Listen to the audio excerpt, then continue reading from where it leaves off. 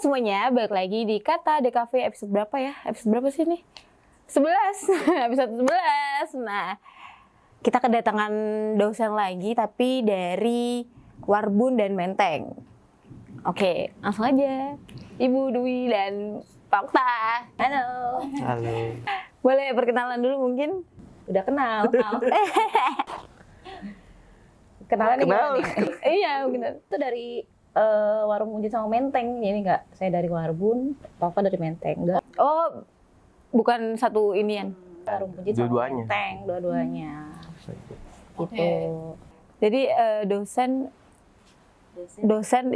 paling keren di Warbun sama Menteng.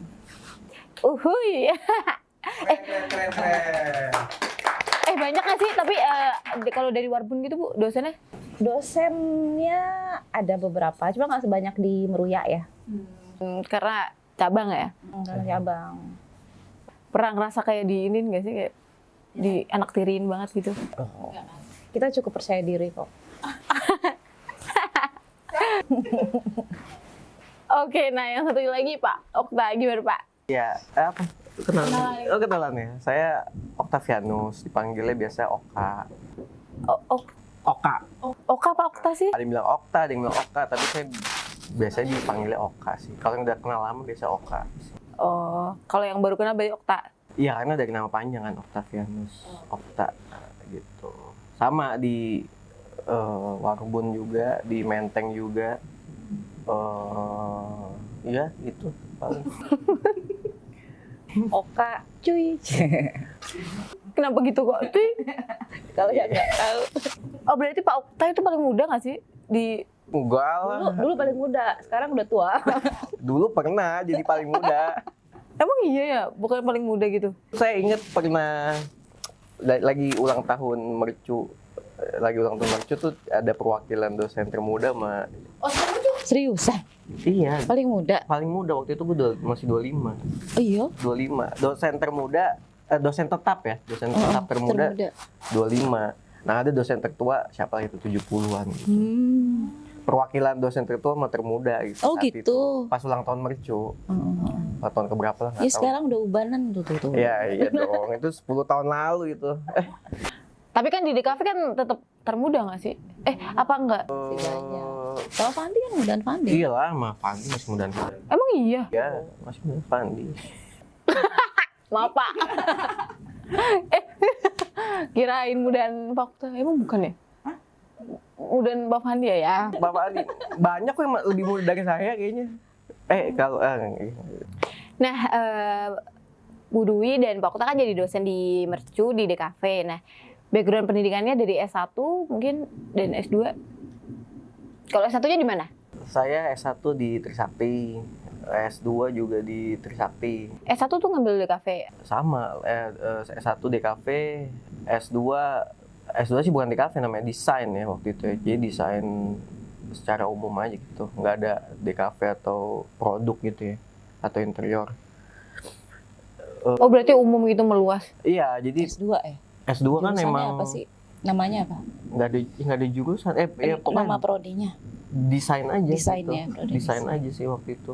Trisakti ya? Trisakti. Itu tahun berapa Pak? 2000. Itu S1? Oh bukan. Ya S1 2006 saya. Lulusnya? Oh lulusnya 2010. Lulusnya 2010? S2 2011 sampai 2013 lulus. 13 lulus. 2010 berarti itu. Nah ini lebih tua lagi. Gitu ya. Nah kalau Bu Dwi di mana? Aku di IKJ, S1 DKV, S2-nya itu dia prodinya namanya Seni Urban dan Industri Budaya di IKJ juga. Tahun berapa tuh Bu? Nggak usah. Kawan umur ya. Ketahuan ya? Ih nggak apa-apa kan, yang apa-apa juga. Lulusnya S1 itu 2003, 2004. Lulus S1.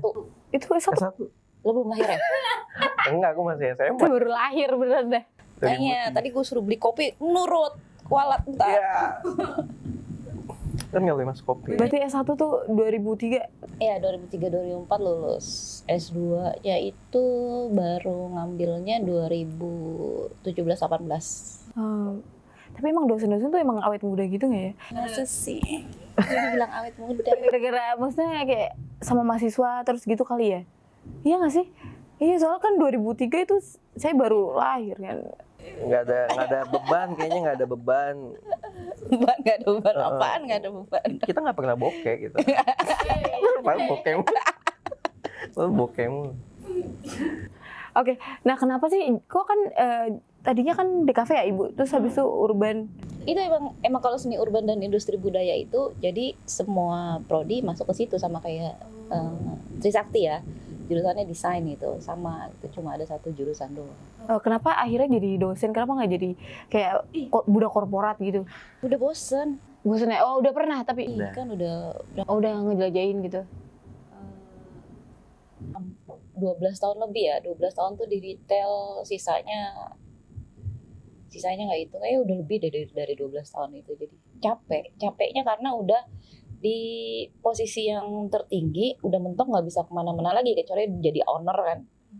Akhirnya udah kuliah, ternyata lebih enak loh, apalagi perempuan ya, jadi nggak begadang, nggak lembur, nggak ada yang perintah apa target desain gitu kan, kalian juga ngalamin maksudnya itu deh. Berarti enakan dosen ya? Iya, nggak dimarah-marahin atasan. Jarang kan nih dapet atasan yang nggak apa-apa, saya targetnya segini, nggak apa-apa, santai aja. Nggak. Terus jadi dosen, kita yang marahin mahasiswa. Tapi emang suka marah-marah? Oh, itu satu bagian, nggak bisa. Kalau nggak marah-marah kan nggak enak ya? Ya nggak marah lah, lebih ke tegas. Cel.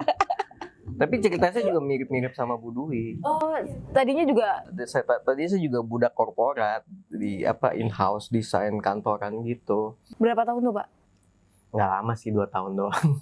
2 tahun aja udah langsung nggak betah kan? Iya, Gue 12 tahun lebih. Karena bosan juga kan ritmenya gitu-gitu terus. Iya, lebih ke repetisi banget sih namanya kerjaan kantoran gitu kan. Kerjanya gitu-gitu aja, nggak ada yang di-upgrade sih dalam skill ya. Dalam skill tuh nggak ada yang di-upgrade gitu. Jadi kayaknya bosen gitu, terus akhirnya no idea aja, terus tiba-tiba pengen kuliah lagi gitu loh. Enggak sih, sebenarnya kecelakaan juga sih waktu itu kuliah laginya S2. Karena diajak temen waktu itu. FOMO diajak temen, terus udah deh kuliah lagi gitu. Kirain bisa saya kira bisa kuliah sambil kerja gitu loh S2. Ternyata tidak, ternyata berat sekali. Emang berat Pak S2? Kalau saya sih berat ya, dengan kapasitas otak saya. Kapasitas otak yang biasa-biasa saja. Berat sih, karena tesis lah, waktu itu udah deket-deket tesis juga. Udah deket-deket tesis, terus kerjaan juga kan nggak yang enteng-enteng juga gitu. In-house design gitu yang saya boleh sebut merek nggak sih? Jangan ya. Ya pokoknya ada salah satu perusahaan penyedia stationery di Indonesia gitu. Jauh ya di Indonesia, masa luas gitu. Ya pokoknya jadi dia kerjaannya memang sangat padat lah, karena perlu apalagi saat itu belum ada sosmed yang gimana ya. Belum ada sosmed aja mereka udah yang padat juga kerja. Belum ada sosmed itu emang tahun berapa sih Pak? Sebenarnya udah ada sih, tapi belum ada. Facebook kali. Facebook doang. Udah ada. Iya. Oh, ada. Tapi nggak yang iklan di IG gitu. Iya. Ada Google gitu ada. Kalau dulu kan Instagram kan masih Friends. Mana ada orang di Friends? Mana ada jualan di Friendster? Friends apa sih? Nggak tahu, mungkin nggak tahu Friends. Sebelum ada Facebook, ada Friendster. Itu lama banget. Itu tua banget ya berarti ya? Oh iya, zaman kuliah betul. Dulu Facebook udah ada, tapi buat jualan udah ada di Facebook juga. Cuma IG tuh masih platform buat seni lah. Iya, belum semasif sekarang sih. Lanjut tadi. Ya udah, singkat cerita ya pokoknya jadinya nggak kuat dengan ritme pekerjaan dan kuliah ya akhirnya resign gitu. Oke. Terus abis kuliah S2 abis itu langsung daftar gitu. Sebelum lulus S2 pun udah daftar jadi dosen sih. Di sini ya? Udah di Mercu. Oh. Mercu, saya nggak bisa pindah, saya Iya, lo orang lama setia. ya? Lama setia saya.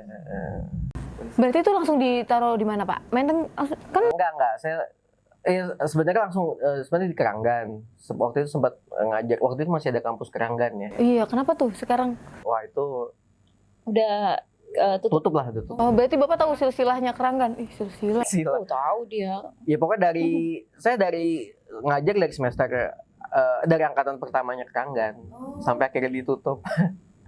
Gitu. Terus ya akhirnya nggak dipindahin, akhirnya sama prodi sini disuruh ngajar dulu di Meruya gitu. Oke. Berarti itu pas Keranggan ada tuh yang belum ada tuh yang Warbun apa yang Menteng? Warbun belum ada, Menteng udah ada. Menteng sudah ada ya. Menteng tapi sama Warbun sama Menteng itu sama kan? Angkatannya juga sama kan? tapi Menteng waktu itu pasca Ada nggak sih? duluan ya? Pasca aja ya. Oh. Iya, Menteng waktu itu belum ada S1-nya seingat saya sih. Masih pasca ya. Berarti pas ada Keranggan itu Bapak udah ada gitu. Iya, saya ngajar angkatan pertama. Majapahit gitu ya. Iya, ke sana lama banget. Saya udah dari angkatan pertama lah pokoknya di situ. Mahasiswanya masih ada loh. Kan?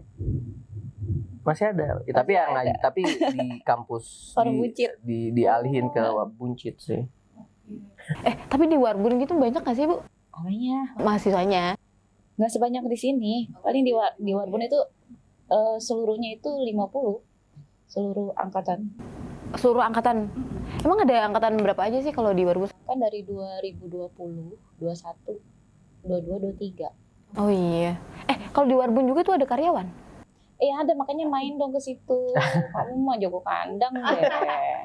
Jauh di Warbun. Ini deket Jakarta juga kan masih. Iya sih. Jauh tuh tadi tempat bininya Pak Fahmi tuh jauh. Iya lah. Beda planet. Kalau di Menteng juga sama ya? Sama. Sama jumlah mahasiswanya kurang lebih sama 50-an. Oke. Nah, jadi Bu Dwi tuh sekprodi di Warung Buncit sama Menteng. Iya. Jadi yang ngurusin semuanya gitu, Bu. Iya kan, tapi dibantu sama rekan-rekan dosen yang lain. Alka, ada Bu Rinka, ada Bu Novena, ada Pak Nandang, Bu Wilsa, Pak Udi, Pak Agus Nursidi, siapa lagi ya? Banyak, terus banyak yang kuliah S3 juga kan, jadi non-aktif. Tapi pernah ngajar di Meruya juga, Pak Okta sama Bu Dwi. Aku juga sekarang masih ngajar di Meruya. Oh ya, kalau Meruya kayaknya karyawan deh. Kelas karyawan ya, reguler. Kalau yang reguler kayaknya tetap di Warbun sama Menteng. Selama jadi dosen tuh pernah nggak sih nemuin kayak mahasiswa yang konyol gitu mungkin? Yang tingkahnya konyol mungkin, yang bikin lucu. Gimana tuh, Bu? Yang hiburan kita ya, yang konyol-konyol gitu. Tiap angkatan pasti ada aja yang spesial sih. Iya. Spesial. Gimana tuh contohnya? Apa ya, mau kasih contoh cuma takutnya nggak bagus. Nggak apa-apa. Iya, nggak apa-apa. Ini kan ada mahasiswa, ini dari angkatan baru ya, jadi kan saya tuh pendekatannya, ini karakternya kayak gimana ya tiap ada angkatan baru gitu kan. Saya ajak kumpul, waktu itu ada acara di Parara ya, sampai malam tuh, ada live musiknya juga. Terus dia nyamperin saya, Bu, cowok ya, saya nggak betah Bu kalau di keramaian kayak gini. Saya kan anaknya introvert gitu kan, belajar, biasain. Saya mau pulang aja Bu, kata dia gitu. Terus tambah lama kesini dia kayaknya harus berubah gitu kan. Nah berubahnya itu kayaknya dia tuh diajarin ngerokok sama temennya. Anak itu emang gara-gara dia itu mungkin nggak bisa. Nggak ngerti, emang anak itu anak wibu banget gitu kan.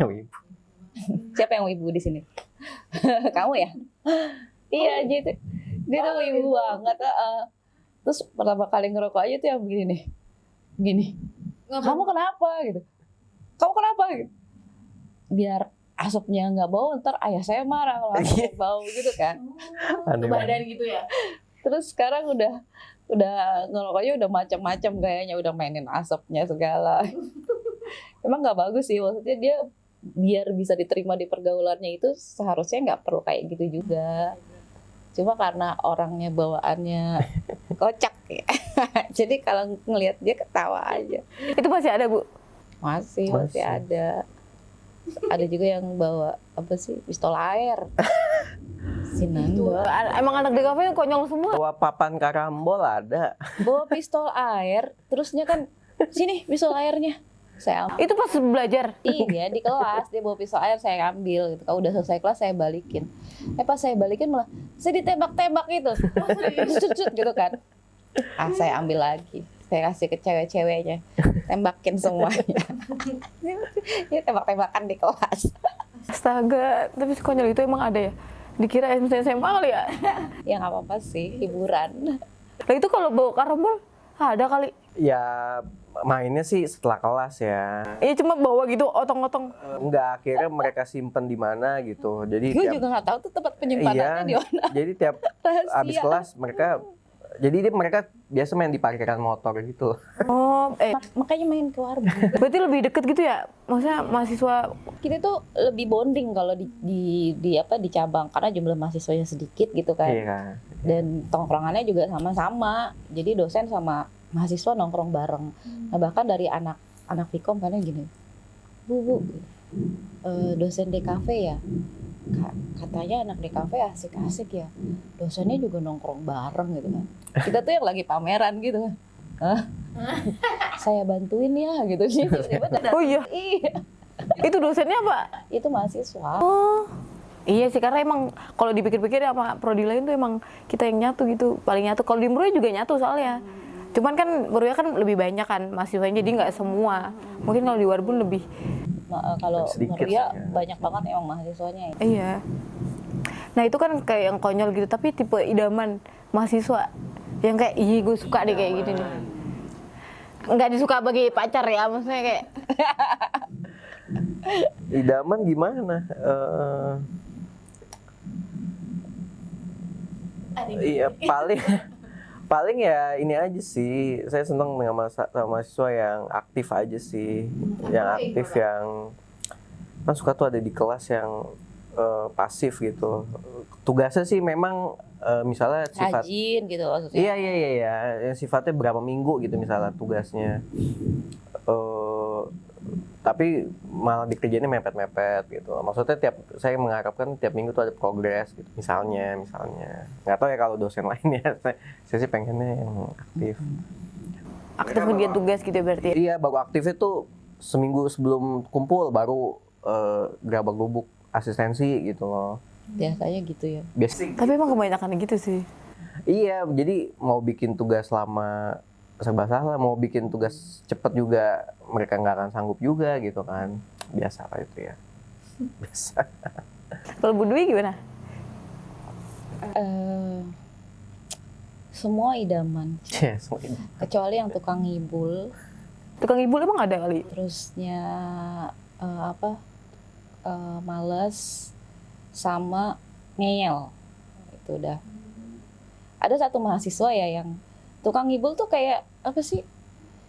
Ya, iya bu gitu, ntar ditagih ngilang gitu. Kayak misalnya lagi ada acara nih, dia suruh bawa kamera, nanti tolong ya difoto-fotoin. Iya bu, pas hari hanya tuh anak kemana, nggak ada gitu. Ya, Sebel sih emang. kan ada satu mahasiswa yang gitu. Jadi tuh kayaknya, kalau sama mahasiswa ini tuh kayaknya gimana gitu. Jadi tiap ada misalnya ada yang bawa petasan nih, ada mahasiswa yang bawa petasan. Ke kampus emang boleh kali? Ada yang lewat nggak ketahuan. Iya, jadi cetak-cetak gitu kan. Saya tuh selalu jadi mikirnya ke mahasiswa itu, ini pasti kerjaan yang ini ya. Bukan bu. Bu kenapa sih bu kalau apa nyalain ini? Kan udah ditandain gitu. Yang kayak gitu. Tapi lebih aneh ya kayaknya Warbun. Kayak enggak maksudnya kayak nyetek-nyetek kayak gitu kayak. Ya karena Random mereka aja sih, masa kayak bebas random banget ya. Maksudnya karena jadi penguasa juga kali ya. Nggak tahu sih, nggak tahu. Emang random aja nana. Iya. Kalau di Meruya kan coret-coret tuh angkatan saya tuh. Coret-coret. Coret-coret, sekret hima. Oh iya. Iya kalau itu petasan kayak Iya, tapi kan jadi saya itu yang sebenarnya bukan salah anak itu, cuma karena udah ditandain anak itu, pokoknya setiap ada sesuatu yang nggak beres, nyalain anak itu. Parah banget. Bu jangan gitu Bu. Nggak taunya yang bawa bukan. Tapi kalau Bu Dwi ngajar apa? Ngajar studio, karena kan saya dibatasin ya SKS ngajarnya, jadi cuma bisa megang 1 studio. Nah kebetulan kalau semester ini megangnya studio 5. Oke, studio juga udah 6 SKS ya? Iya. Iya kan? Ngajar branding juga? Ngajar branding. Studio 4 juga. Kalau Pak Okta? Spesialis. Saya ngajar, semester ini sih ngajar ilustrasi, ngajar tipografi juga. Ada megang studio juga sih. Oh, oke. Berarti kalau ilustrasi Bapak itu dari dulu emang suka ilustrasi gitu? Dia emang bakat tahu. Enggak, ya. Spesialis Coba liatin tato lu. Ya, di sini nggak kelihatan. Iya, dia pintar gambar. Jadi Oh, itu gambar sendiri kali? enggak, ya. Liatin tatonya. Jangan dong, emang boleh. Enggak, ini sini. Sampai mana? Gue lupa lah pertanyaannya. Ilustrasi apa tuh tadi? Gambar. Oh ya, ilustrasi. Sebenarnya ilustrasi itu sebelum kuliah pun saya juga udah seneng gambar gitu kan. Tapi kan namanya orang. Tapi saya waktu itu belum ada ide lah ilustrasi. Desain itu apa gitu. Desain tuh mesti jago gambar kah gitu kan, nggak ada ide ya saat itu. Ternyata desain seluas itu gitu kan. Jadi memang nggak mesti bisa gambar pun, nggak mesti jago pun bisa lah itu ngedesain. Ya udah tapi memang ya yang namanya mahasiswa lah ya, selama kuliah gitu kan mencari Jadi diri. ini gue kemana Cari sih apa? ini Muka. mencari kitab suci. Songgokong. Mencari jati diri lah gitu, mau kemana nih. Saya kan sempat nyobain juga lah fotografi, videografi gitu-gitu, yang nge-branding juga gitu. Tapi memang akhirnya mentok-mentoknya tetap di ngegambar sih. Memang akhirnya kecintaan saya dengan gambar akhirnya muncul lagi gitu setelah beberapa tahun kuliah, malahan bukan pada saat kuliah gitu, malahan munculnya pada saat udah selesai kuliah gitu. Akhirnya setelah ngajar malah saya pengen ngeberanin diri juga gitu, pengen nyoba ngajar ilustrasi gitu. Oke. Nah, ada nggak sih Pak perbedaan ilustrasi? Kan Bapak kan udah ngajar dari lama gitu ya? Iya kan? Nah, perbedaan anak mahasiswa ilustrasi zaman dulu sama sekarang tuh ada bedanya nggak? Zaman dulu sama sekarang mahasiswanya gitu. Masa kayak mungkin skillnya atau apa gitu? Apa sekarang lebih males atau sekarang lebih bagus gitu? Sebenarnya tiap angkatan pasti ada aja yang jago gambar gitu. Dari satu angkatan, dari misalnya ada 20 anak, ada 1 atau 2 deh yang jago gitu biasanya. Dan itu biasanya menonjol lah gitu, kelihatan lah. Karena kan biasanya tugasnya bikin di kelas gitu ya. Bikin di kelas, maksudnya nggak dibawa ke rumah gitu. Pasti kelihatan aja sih ada 1 atau 2 anak yang memang jago gambar gitu loh. Perbedaannya nggak ada sih. Sama ya? Persamaannya ya ada, pasti tiap angkatan ada aja tuh yang jago gambar gitu. Jadi memang ya paling gitu aja sih perbedaannya. Oh, sama ini, zaman dulu kan belum ada tabs ya. Belum ada. Oh ya, sekarang banyak ke digital painting juga sih. Zaman dulu tuh Tools aja sih itu sebenarnya. Ya lebih enak kan, masa nggak ngapus. Kalau warnain gitu loh. Cuma kan lebih detail ya, kalau misalnya belum ada tablet itu dia lebih detail. Cuma kalau ke industri memang tuntutannya udah ke pakai tablet itu. Ah ya. Nah, Ibu kan tadi kan jadi dosen branding. Iya. Nah, hal penting apa sih yang harus dimulai dari kalau mau ngelakuin branding tuh, hal yang penting tuh apa? Belibet. Hal penting dalam branding. Branding itu apa sih? Branding ya menciptakan branding apa ya? Citra, membangun citra. Bangun ya. Nah, kalau branding itu kan proses dalam membangun si brand itu sendiri ya, prosesnya.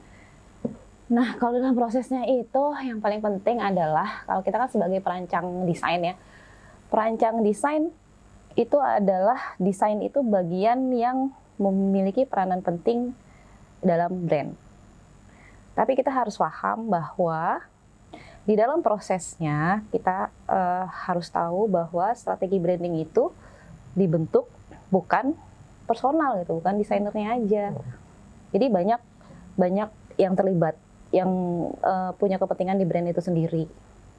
Jadi desainernya itu bekerja sama dengan misalnya contohnya owner, terusnya ada marketing, ada konsultan untuk membangun brandnya itu. Jadi dia nggak sendirian nih. Makanya kalau di Studio 3 itu kita kan udah kerja sama mitra nih. Jadi mahasiswa itu banyak berhubungan langsung tuh dengan mitranya untuk membangun brandnya itu sendiri. Kadang mahasiswa nggak paham, bikin identitas branding, ngerancang aja gitu. Tanpa mengetahui personality dari brandnya itu apa, positioning brandnya itu apa. Dia nggak tahu yang seperti itu. Jadi ya itu dia. Harus pendekatannya itu harus benar-benar mengetahui si brand itu sepenuhnya itu seperti apa, baru ngedesain gitu. Jadi jangan main ngedesain aja. Gitu ya teman-teman. Apa coba? Ih, jangan dong kayak berasa kuliah nih gue deh, kuliah depan kamera. Nah, oke. Itu kan branding. Nah, ngomongin kalau ilustrasi gimana Pak? Kalau ilustrasi di dunia kerja tuh luas nggak? Kalau ilustrasi itu kan sebenarnya kan basicnya gitu ya. Pada nanti di dunia kerjanya kan aplikasinya kan banyak tuh. Ilustrasi kan bisa jadi komik nanti misalnya. Misalnya bisa jadi animasi juga gitu kan. Animasinya itu juga kan banyak juga tuh, bisa jadi iklan, bisa jadi film, maskot. Ya bisa juga. Ilustrasi ke tato juga bisa. Kayak gimana sih tato? Ilustrasi ke action figure. Masa ya pokoknya banyak ya, luas ya. Ilustrasi itu juga udah cukup luas lah gitu. Jadi memang dibilang peluangnya banyak lah. Peluangnya saya rasa cukup banyak gitu. Apalagi sekarang juga banyak tentang AI kan, ilustrasi yang udah pakai AI juga lumayan banyak gitu. Ya itu sih bisa panjang lagi tuh kalau ngebahas AI-nya gitu ya. Tapi maksudnya peluang ke dunia kerjanya masih cukup luas, masih banyak banget gitu lah, masih banyak banget sampai saat ini. Nah, kalau teman-teman mau jadi ilustrator nih Pak, basicnya tuh apa? Dulu saya mikir jadi ilustrator tuh harus jago gambar gitu ya. Ternyata nggak juga gitu, karena pada kenyataannya pas kuliah pun kita belajar dari basic banget gitu. Mau yang sejago apapun tetap kita belajar dari basic. Basicnya ya sebasic bikin anatomi, bikin proporsi badan yang pas tuh kayak gimana gitu. Jadi ternyata yang nggak jago gambar pun bisa gitu. Maksudnya nggak yang mesti dari awal udah bisa gambar, itu nggak bisa juga ternyata gitu. Nggak sesulit itu ternyata. Big idenya yang mahal. Idenya yang mahal, karena nanti kan ide kan, pengembangan idenya kan kolaborasi itu sama mata kuliah lain kan. Yang penting basic gambarnya sudah ada, tinggal dikembangin aja gitu. Mau ke branding pun bisa pakai ilmu ilustrasi kan. Kan nge-branding mungkin ada elemen desainnya yang memerlukan ilustrasi, ya kan, kenapa enggak gitu. Bener. Nah, Pak Okta dan Bu Dwi kan dosen. Nah, kalau mahasiswa desain komunikasi visual, mahasiswa DKV itu udah siap nggak untuk kerja? Udah siap lah ya. Maksudnya mahasiswa DKV itu udah siap kerja? Udah siap tempur gitu ya? Udah lah. Udah kan ya. Mahasiswa DKV siap, maksudnya siap di dunia kerja gitu loh maksudnya. Kalau lulus tuh siap menghadapi dunia kerja pastinya ya. Karena kan apa ya, kalau di perguruan tinggi itu kan lembaga pendidikan ya. Lembaga pendidikan tentunya harus bisa beradaptasi dengan perkembangan dan tren.